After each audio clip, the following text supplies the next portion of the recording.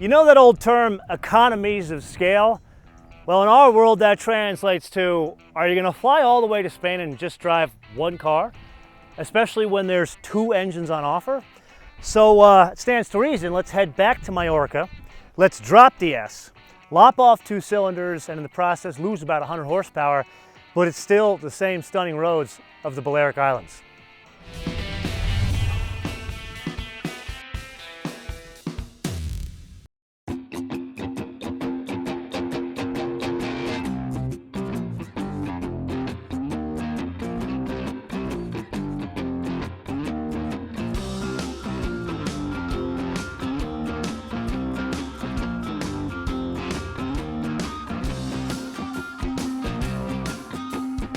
Okay, and we're back to the stunning roads of Mallorca.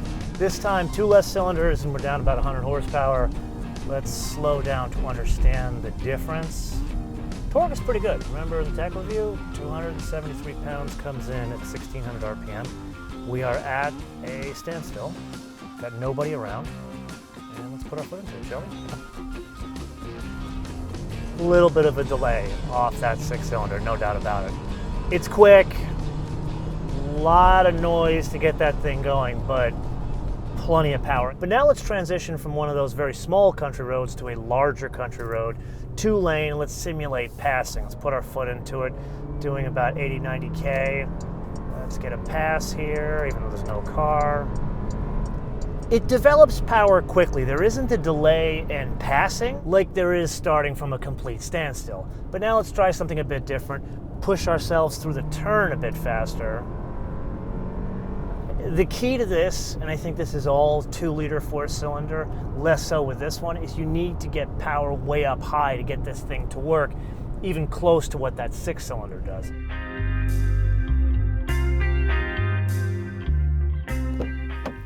It is that time again for me to be practical, as much as I don't like doing this. So let's preface this by saying that is where I would sit. I've set the seat for a 6-footer. And then you can still see I've got some knee room back here. You could probably see from that vantage point that not stadium seating. Usually in these cars, they put the back seats higher so you can see over the front seats. Not the case here, but then again, really this is a Porsche, so the business end is over there. Then there is an armrest back here with 2 cup holders. Overall, the seat is actually quite comfortable, I do have to say that, and this one is fitted with full leather, so the tactile feel, even back here, is really good. Speaking of options, heated seats in the back, wheel and dock, but that is optional. And then it passes the Jill Simonello test, which is to say it has not 1 but 2 USB power ports. Anyway, back to driving. Back when you and I drove the V6 Macan, we did it kind of over there in the stunning hill roads of Mallorca. But I've got a theory. The V6, that's for broken car guys like you and I. We need that abundant power because we are broken. However, someone who specs a Macan with a 4-cylinder is looking, by design, for a more efficient package. Granted, they're still into cars, maybe not a car guy, but they're still into cars because they're buying a Porsche, just one that is a more efficient package. So with that, I think we need to do a more efficient application of driving dynamics, and that is on a freeway, and this is the only one I can find. So let's put our foot into it. Let's pass this Opel wagon here. And one of the first things you notice, like right out of the gate, and you would expect this, is it's lighter in the nose. Is it such a stark difference like we had in that 12-cylinder DB11 and the 8-cylinder DB11? No, that car kind of needed it. This didn't. The big thing you notice, and we've got a bit of a turn coming up here as we pass another Opel. It's got obviously Opel day to day. Please don't try this at home. We're coming around this, I don't want to say a sharp turn, but a nice turn here nonetheless. And the thing you notice is it doesn't have quite the composure in the front like the V6 has. Obviously less weight. But now let's push it a little bit harder, coming around a roundabout here. And I have to say this, very odd artwork they put in the center of the roundabouts here. Oh, it's completely clear. Come around and let's go off exit 2, put our foot into it, and we're good here. You know what, forget the technical mumbo jumbo. It really comes down to this. Is it dynamically the same or close to the V6? I would argue it's 7/10 in this area. And the deficit is the lack of power and its impact on driving dynamics. Because remember, you can set a 4-cylinder up exactly like a V6 It's the engine that's the difference, and that's how fast do you want to go and what fuel economy do you want. So this is the round town car. This is the car you're going to get for the person who wants a Porsche but's not a car guy. Understand the difference? I could completely believe that you don't think these two are good at research, but they are. Apparently, when I got here after the trip to Spain, here in Canada, these two called their friends at Porsche. They really have good friends at Porsche because they got all the sales data of the Macan since day one. I couldn't even get this. And apparently she's the one that's really convincing and he's just the big brute, but don't let that fool you because he's just a big softie.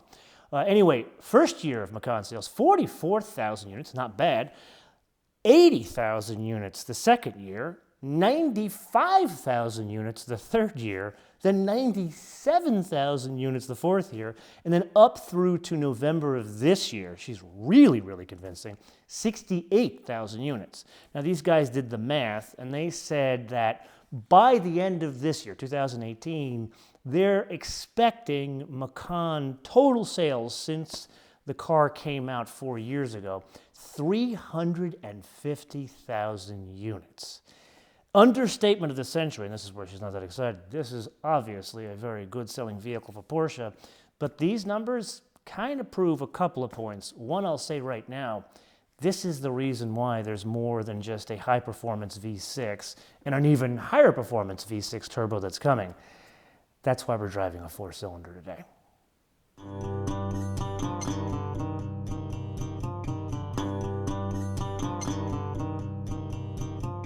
Enough of the freeway, let's get back to one of these cute little towns where the roads are less than perfect. We got some speed bumps, broken pavement, potholes. Let's go over a pothole. Ugh. Actually, that wasn't a big deal at all. That was like a non-event.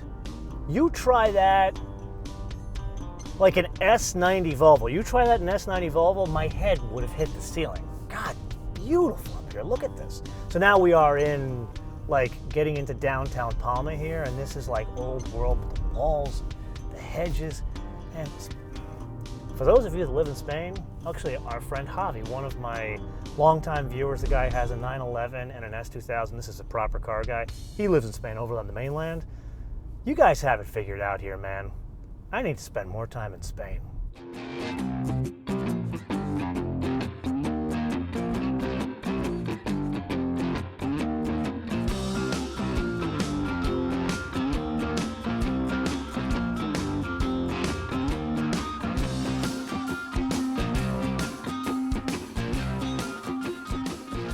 Admittedly, not as sharp as the Macan-esque that we drove in the previous episode. And if I'm reading the tea leaves correctly, it's not trying to be. What the four-cylinder derivation of the Macan is trying to be is an entry-level practical Porsche, if there is such a thing as a practical Porsche. So now that we've introduced the alien concept of practicality into the Porsche world, this is where we need to circle back to that discussion about competition that I introduced sitting right over there in the tech review. Remember back in the day when this thing was new? It only competed with other sports cars. And then they introduced something called a Cayenne and a Panamera, and they only competed with other luxury car brands. But now in today's day and age, everyone has a crossover. Everyone has a fancy version of their crossover. Everyone has a coupe version of their crossover. So it really struck me when I got back to the good old US of A on a very cold and rainy day, I want to point out, that Porsche shared with me the pricing of the four-cylinder Macan. And you know me, I never like to talk about money with you guys.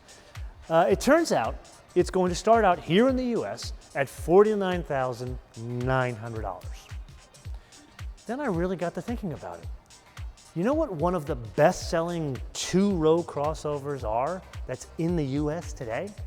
It's called a Ford Edge. You've seen it, you probably rented one. Well, just recently, Ford came out with a sporty version, one with a high horsepower engine, and they called it the ST. Well, guess what? That's $43,000 for something that competes with a Nissan Murano. That's within striking distance of a Porsche. That's how much, not just the crossover world has changed, the entire car business has changed. So now one could walk into a Ford showroom and spend almost as much as a Porsche, or one could walk into a Porsche showroom and say, I could have had a Ford ST. So I'm going to turn this around to you guys, and I'm going to leave you with a question.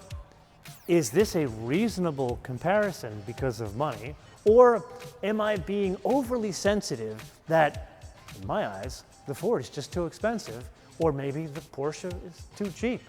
And perhaps that's by design of the Volkswagen Group and Porsche to say, if we're really going to grow, we're going to make a more affordable derivation of our best-selling vehicle. We found that out in the Macan S episode, so let's put a smaller engine in it to lower the price point, bring more people into the brand.